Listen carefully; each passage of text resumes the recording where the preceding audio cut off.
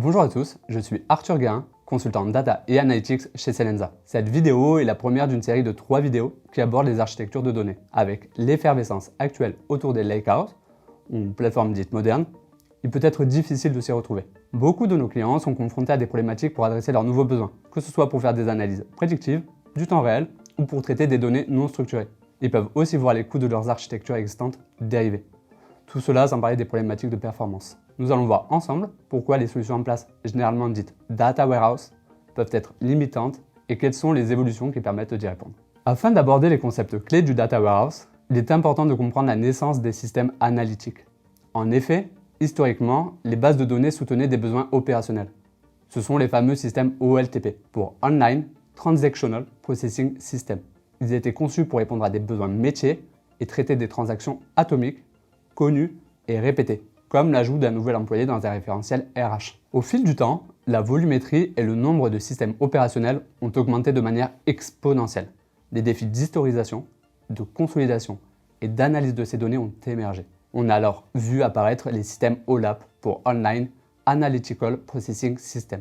Étant dédiés à l'analyse de processus métiers, ils sont capables de traiter un grand nombre d'événements. Par exemple, ils peuvent être utilisés pour analyser la masse salariale qui va porter sur l'ensemble du référentiel RH.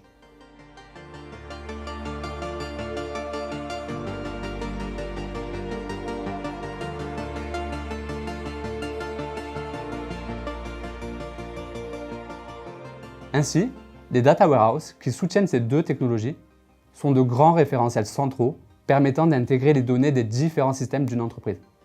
Ils ont vocation à être l'unique source de vérité pour les besoins d'analyse et de reporting des diverses entités. Par leurs caractéristiques, ils sont adaptés au traitement de données dites structurées, c'est-à-dire des données ayant une structure fixe et un format défini au préalable. Par exemple, une table employée avec un code, un nom et un prénom qui aura toujours la même structure contrairement à une image ou un fichier PDF. Ces données vont par conséquent être organisées en tables dans des bases de données relationnelles. Pour comprendre le fonctionnement d'un data warehouse, le mieux reste encore de partir d'un exemple concret. Observons AgriAssure, un assureur fictif en ligne qui protège les agriculteurs des intempéries. Il met à disposition de ses cotisants une application leur permettant de souscrire des assurances adaptées à leurs besoins. En cas de sinistre, les agriculteurs peuvent soumettre leur demande de remboursement via ce service en ligne. Un responsable d'indemnisation décidera ensuite du niveau de remboursement, déterminé selon différents paramètres, comme les conditions météorologiques. AgriAssure collecte les données depuis deux sources. La première est le système interne, qui récupère les données liées aux déclarations de sinistres, les suivis de remboursement, etc. La seconde source concerne, quant à elle, des données météorologiques mises à disposition chaque semaine par un organisme externe. Ces données sont disponibles sous forme de fichiers CSV. Pour être intégrées, ces données ne peuvent pas être copiées telles quelles dans le Data Warehouse. Plusieurs traitements sont nécessaires afin de les rendre plus facilement exploitables par le métier. Parmi ces traitements, il faut renommer certains champs, réaligner des unités et consolider ces données avec celles du système interne. Cette phase ETL tire son nom des 3 étapes qui la composent. 1. Extraction des données. 2. Transformation. Et 3. Chargement, load dans le Data Warehouse. Une fois ces données nettoyées et préparées, elles vont pouvoir être exploitées par les utilisateurs finaux. Chez AgriAssure, 2 services accèdent à ces données. Le service financier et le service produit. Chacun de ces services a un usage différent des données.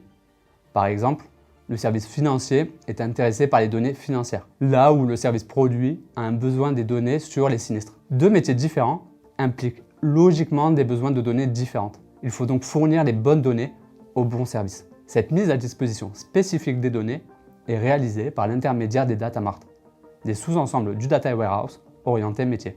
Au fil du temps, le succès du data warehouse incite de nouveaux services d'AgriAssure à demander l'accès à la solution. En parallèle, certaines données voient leur format évoluer. Des problèmes de performance, d'automatisation et de coût se font alors ressentir. L'augmentation des ressources des bases de données n'est alors plus une solution à envisager face à ce succès. Nous allons voir comment le Data Lake a tenté d'adresser ces problématiques à l'occasion d'une prochaine vidéo. À bientôt!